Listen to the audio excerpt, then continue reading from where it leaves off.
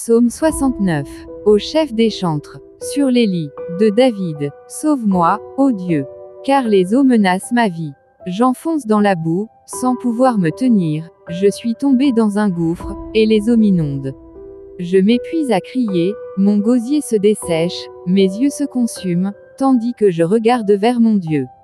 Ils sont plus nombreux que les cheveux de ma tête, ceux qui me haïssent sans cause, ils sont puissants, ceux qui veulent me perdre, qui sont à tort mes ennemis.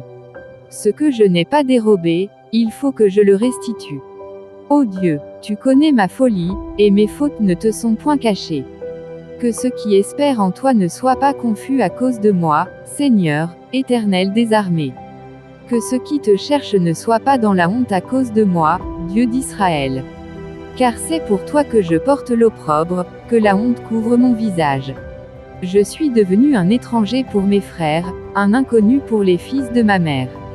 Car le zèle de ta maison me dévore, et les outrages de ceux qui t'insultent tombent sur moi. Je verse des larmes et je jeûne, et c'est ce qui m'attire l'opprobre. Je prends un sac pour vêtements, et je suis l'objet de leur sarcasme. Ceux qui sont assis à la porte parlent de moi, et les buveurs de liqueurs fortes me mettent en chanson. Mais je t'adresse ma prière, ô Éternel. Que ce soit le temps favorable, ô Dieu, par ta grande bonté. Réponds-moi, en m'assurant ton secours. Retire-moi de la boue, et que je n'enfonce plus. Que je sois délivré de mes ennemis et du gouffre. Que les flots ne m'inondent plus, que l'abîme ne m'engloutisse pas, et que la fosse ne se ferme pas sur moi. Exauce-moi, Éternel, car ta bonté est immense. Dans tes grandes compassions, tourne vers moi les regards. Et ne cache pas ta face à ton serviteur. Puisque je suis dans la détresse, hâte-toi de m'exaucer. Approche-toi de mon âme, délivre-la. Sauve-moi, à cause de mes ennemis. Tu connais mon opprobre, ma honte, mon ignominie, tous mes adversaires sont devant toi. L'opprobre me brise le cœur, et je suis malade, j'attends de la pitié, mais en vain, des consolateurs, et je n'en trouve aucun. Ils mettent du fiel dans ma nourriture, et, pour apaiser ma soif, ils m'abreuvent de vinaigre. Que leur table soit pour eux un piège, et un filet au sein de leur sécurité. Que leurs yeux s'obscurcissent et ne voient plus, et fais continuellement chanceler leurs reins.